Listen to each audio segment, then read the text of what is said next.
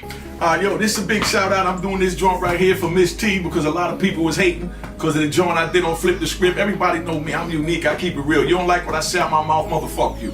You know what I mean? But this is what it is and this is what it was. I'm still stuck in the 80s and 90s. If I see something I want, I take it. I see YouTube going on, Instagram going on. I want that, I'm taking that. Let's get that straight. Now, Ms.Tee, that's family. Lil Boot, that's family. Everything is family. I ain't trying to disrespect nobody. I ain't stepping on nobody's toes. I'm just letting y'all know that unique here now.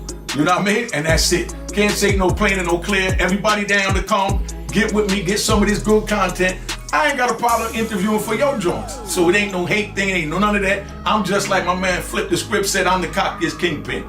Good evening, everyone, and welcome to another edition featuring Mecca Audio Entertainment. And in the studio with me tonight, I have the pleasure and honor of having Ms.Tee, Harlem's own Ms.Tee, author of Harlem Heroine. And she's going to talk a little bit about the book, and we're going to get to that. But let's talk about the man who this is all for. We are here for Unique himself, Mr. Mecca Audio. So tell me, how did you meet Unique? I met Unique in '87 in the elevator of my building. I guess he was seeing somebody in the building, and we got on the elevator at the same time.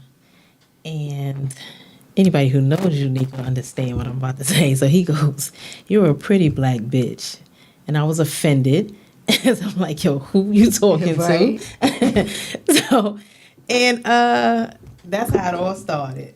Okay. Yeah. So where was your building? What building did you grow up in? 34th and 8th Avenue. Okay. Yeah. So he gets in, and as I know, Unique, he wouldn't get in on the elevator and not say anything. Right. So, I guess you could take it as a compliment coming from him because that's just was his lingo. Yeah. So we all know him in different ways, but describe him and what makes him unique to you. Well, back then, he was just somebody who was just so lively and real boisterous and Right. just full of himself. And you just could not be attracted to the craziness. The energy. The energy. Yes, The energy. So that's what And it was. hasn't gone anywhere. It not After in 20 years. Right. It's still the there. same. Yes, it is. It's still the same. But yeah, that's exactly what it was. And like I said, I think that's what attracted men and women to him. Just his energy, and he's very loud and just extra. Before we even started saying people was extra. So Right. Yes. I guess extra came from Unique. Yeah. But how was it growing up in the era of Mecca Audio? Well, back then I was like 93, 94, 95, something like that. It was, back then, I mean, the streets was just fun. You know what I'm saying? Just being around, being in Harlem. Harlem was fun, and then Mecca Audio and Club 2Gs, we just had a good time. I have to say that. I never really experienced anything after that since Club 2Gs. Don't get me wrong, I've had fun at parties. People throw nice parties, but Club 2Gs was just something different. It definitely was. So can you describe a regular night there, even though it wasn't regular, but Right. what it was like there? I mean, it was every Wednesday.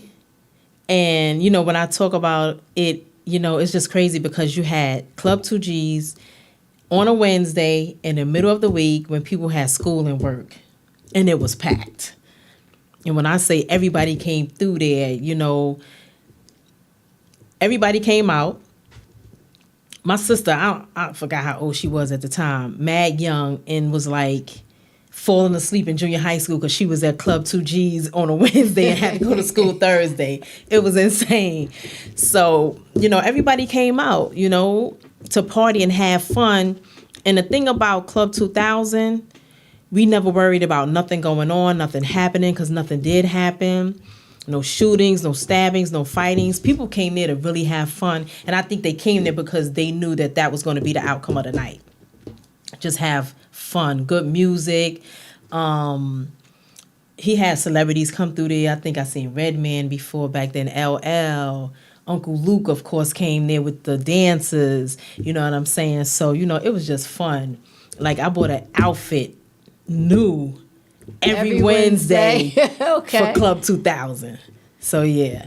Okay, so I know that there is a character in your book that's written after Unique. Is the character named Unique? No, it's Unique. No, my book is my real life story. Everybody in there name is real. Nothing was changed except for one guy, but But yeah, it's everything. It's not even after. It's about him specifically. So was he as wild in the book as he was? Yeah, I know. I described everything. Like, it's not a character. It's actually Unique. It's real events. So it's actually my memoir. It's my life story. Okay. Yeah, Harlem Heroine is my life story about everything that went on. And Unique has a chapter, and Club 2Gs has a chapter. Yeah, because it was like that. Yeah. So after you met him, you guys. So from there you knew him and that's how you started going to the club, or did you find out once you started going that was the same guy that you met in the elevator? Well, Unique and I, after meeting, we had a thing. We had a thing. So, that's how that went. But, during that time, Unique was unique. Unique loved women. And it ended. I learned a lot of things from him. Unique was definitely he always wanted to learn, always wanted to, he was just very adventurous. He just did a lot of things, you know what I'm saying? But we had a good time. But I was young and I wasn't never the one for the what. So, me making a transition with any man was always easy for me. I'm just different. Okay. But yeah. But at the end of the day, we had a good time, you know what I'm saying? So, and that was it. Like I said in my book, the first time, Unique hustled, he did what he did. Like I said, the first time I seen a money machine was at his house. You know what I'm saying? So it was like, okay, I learned a lot from him. Yeah. So what do you think? You should know firsthand what attracted the ladies to him besides just him. We know that good girls like bad boys. Yeah. But aside from that, what was it that attracted you to him? Because if you're from Harlem, there was a lot of personalities, a lot of guys that were flashy, so what made him different? I wouldn't like, it would just have to have been his energy and his confidence as a person. He definitely had that, no matter what. But I think it just was his energy. Like I said, men and women alike just was attracted to him, whether they, men, it's like, oh, this dude. But they still wanted to know who he was, what this dude was about, why everybody else liked him. So, he just had this energy. Okay, so charisma, right? Yeah, Charm. He has all that. Very Yes. charming, and he has the gift of gab. So he's very forceful anyway. Because to get in the elevator and talking about you's a pretty black bitch, and then we end up together is crazy. Right. That's insane. But that's Unique. So you talked about how from that era you really don't think it's been recreated. So what's different now, about, because the people that weren't even born when Club 2Gs was around, they're partying now. They're in the same type of lifestyle. They're still drug dealers. But what do you think is missing? What's different now? Well, this generation, to me, they're much different. They just don't get it. We had fun back then. It was things going on, but it was specific. People know who they wanted to target. Now you just got these kids, like social media definitely destroyed a lot of how the kids today communicate. Everybody is texting. Nobody's talking. Nobody's really face to face with people. So, back then, everybody was out. Everybody was meeting each other. Everybody was communicating, face to face. Now, kids are in their homes or wherever they at, and everybody's texting. Nobody's really, the relationships are definitely not happening like it was for us back then, And as far as the parties, Club 2Gs, I don't know. parties have been going on. We've been going, but it just seems like the fun has been taken out because everybody now today want to stand around. It's a lot of fronting going on. Nobody's really on the dance floor dancing. When I say Club 2Gs, I'm surprised they ain't cave in.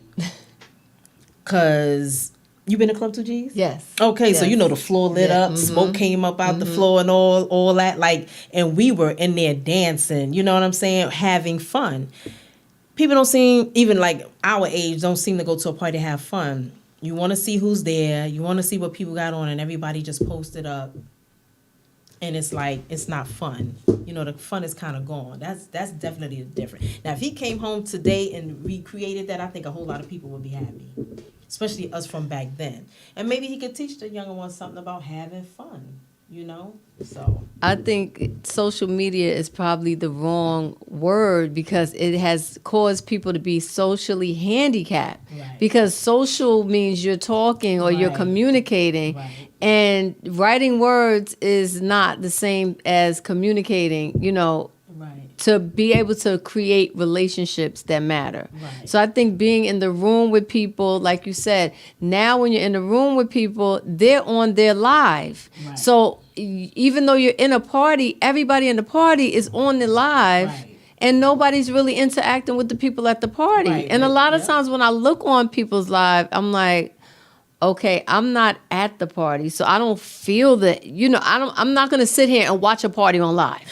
You know what I mean? Like, what am Right. I watching? I'm watching other people filming everybody, and nobody's really doing anything anyway. Right. So I get that, but I think, you know, even in Harlem, with just the way that things have changed, the neighborhood has changed. Oh, yeah. But some groups, I mean, I still see that there's some of the same groups having parties still, you know, doing reunions. I know there's something called Heaven up in Harlem or something. Yeah. Danny, he gives that. It's it happens once a year. Heaven up in Harlem, he gives a nice bus ride. That's always nice because there's never nothing crazy going on. He feeds everybody that comes. All you gotta do is bring yourself, and everybody have a good time, dance, listen, see people that you haven't seen in a while, and it's a celebration of life for those who have passed on. That's the importance of that bus ride and that picnic that he has every month, and it's a good thing. You know, it's definitely a good thing that he does. So, you know, we have seen a lot of people pass, you know, over the years. So what are some of the, you know, celebrities that you can say you saw from the beginning? I know you mentioned a few, but, you know, that are still relevant today. Well, I think Snoop, LL. Luke is relevant because he's doing some good things out there in Miami. You know, not musically, but he's definitely doing some good things for the youth. He's definitely doing that. So I would say those three, you know, for the most part. I'm sure I'm missing out on somebody that, you know, came through because, you know, quite a few people came through and it was shocking to see them at the time. And, you know, it was like, whoa, it was a big deal. Right. So you mentioned in your book that ballers didn't come out to parties, but they would go to Club 2Gs to see Unique. I don't know if they really was there to see Unique. They wanted to see who he was and like why the hell everybody just flying to this spot on a Wednesday. Like, who is this dude? Because I'm sure they girls probably was doing it, you know what I'm saying? So they wanted to see, and it's like, these are guys, I saw guys come through there that never went nowhere. And these were hustlers, because, you know, hustlers didn't really party because you could get easily caught out there. But I've seen quite a few come through like, oh, okay, this dude really definitely got the streets talking about, you know, his spot, you know, this spot that he was having these parties at. So that's one thing I can say and that, you know, I wrote about because that doesn't happen. How do you think he was able to do that in that area in Harlem? You know, because I know him from the Jersey side. Right. You know, and it's hard to come into somebody's neighborhood if you don't have family there. Right. Or, you know, if you haven't set Really been roots raised there, right, for a while, just to Right. pop up there. Right. So what do you think? I mean, I know he had people from around there that Right. were, you know, his people. But how do you think he was able to really last as long as he did in that type of environment? His personality, you either hated it or loved it. I don't think there was no in between. I mean, but I think, him having the confidence that he did to meet people, interact with people, and you just couldn't help but, feel the energy that he had. So it was like, okay, let me see what this guy is doing. He talked to everybody, got to know people, mothers, families in the community. You know what I'm saying? He did different things. He gave bus rides and stuff. So it wasn't hard for him to do what he did at all. You know what I'm saying? It definitely wasn't hard at all. So I can see why it happened that way. Okay, yeah. So, I mean, that was my next question. Basically, what was he doing for the community? Yeah, So, tell me a little bit more about your book and about your life. Well, it's called Harlem Heroine, my love affair with Harlem street life and the men who ruled it. And it was written out of pain, actually. My little brother got killed back in 2000, Baby J. And sorry to hear that. Yeah, it was pain I've never, ever felt before. And I even had to move from New York to Atlanta to just kind of escape. And that was 5 years after his death. So I was still mourning and still hurt. But then I realized I had other events in my life that happened. In my life, from like the age of 16, I've always dealt with a hustler or a killer, unfortunately. That's just what it is. So I had a story to tell. And I didn't write to say, okay, I'm going to write a book and make some money. It was therapeutic for me to get it out. So that's what I did. I put pen to paper, in 2005, but I didn't publish it really until like 2015. Because there was a time where I had like a block and I didn't even open it for like 3 years. But yeah, I'm glad I did because it's doing pretty good. The reviews have been awesome. And, when I have men call me, because, everybody think men don't read or they don't know. I have men calling me, saying, yo, sis, thank you. And, of course, those that's in the prison system, they write me letters like, yo, you took me from behind these walls even for a minute, because I'm very descriptive. I describe everything that was going on in Harlem, the feeling.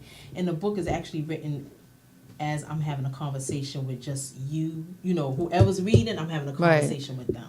So that was my intentions, and that's the feedback that I get. The people say, yo, this was like a movie, like I saw everything that I was reading.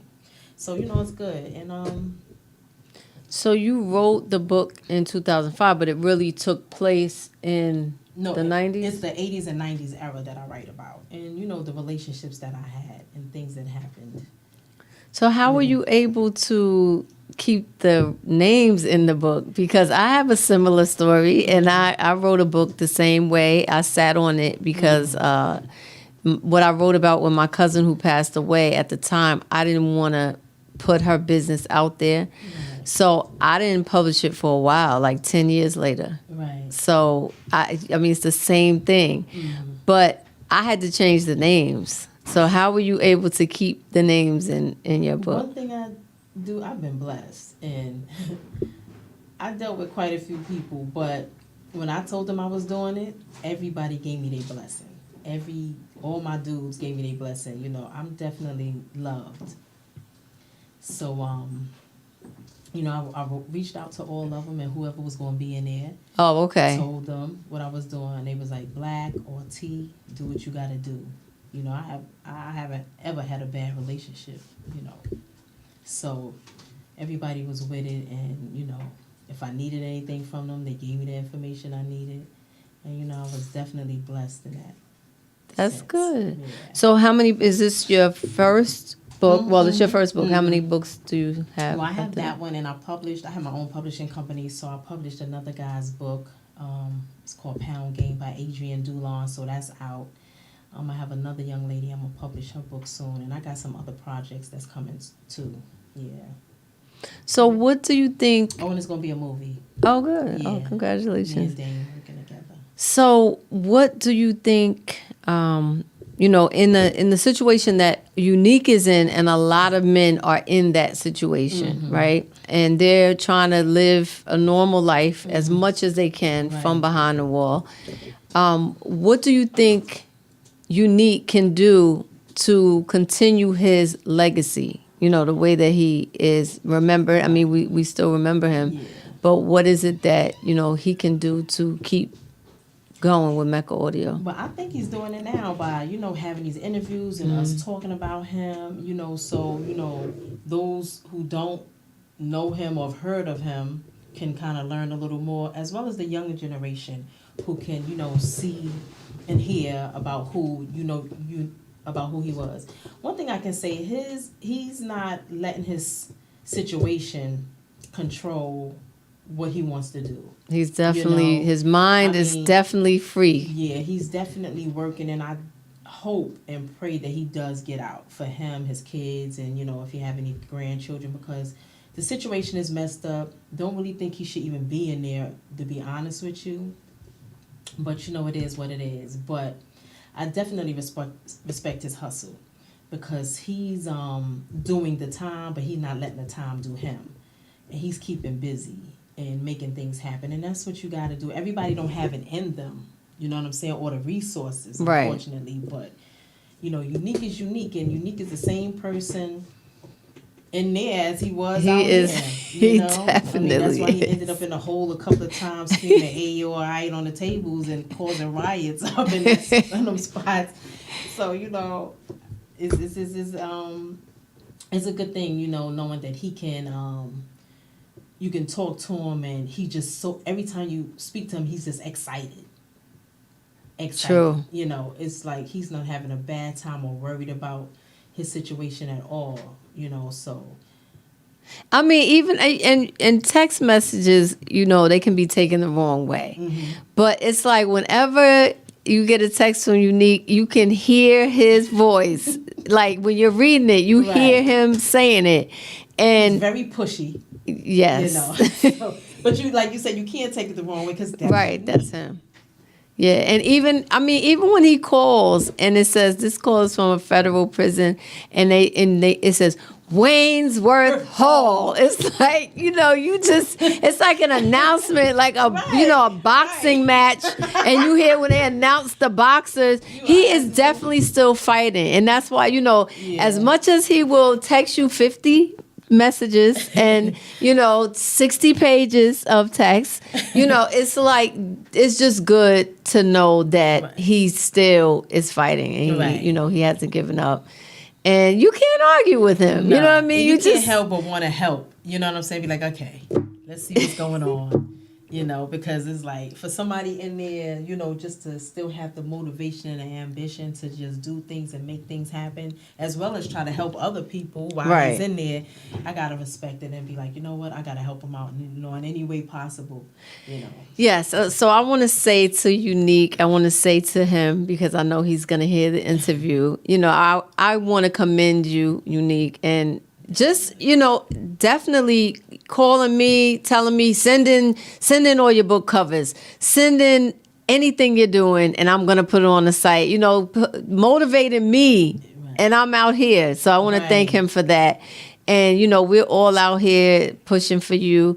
And as a friend, as a sis, sometimes I do have to just tell him to calm down.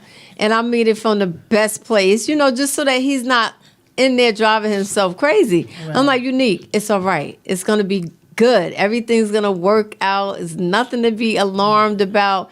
So I guess that's just a boss. That's what bosses do. You know what I mean? Absolutely. When something is out of place, he's going to make sure that it gets in place.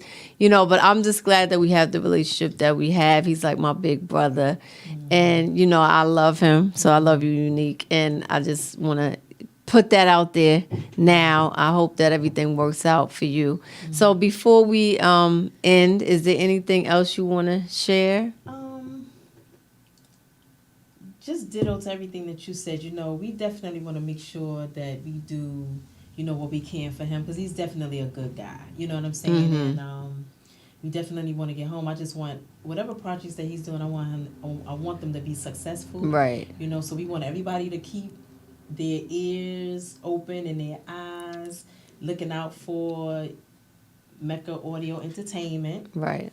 And as well as these web series that's going to be coming on his website. You know, we want to definitely support somebody who definitely gave us a good time out here, and we want them back so we can have a good time again. And, you know, just that would be a serious reunion party right there. Oh, yeah, sure. Definitely. For So sure. can we do the chant for him one time? Good. Hey yo, I. Thank you so much. Definitely.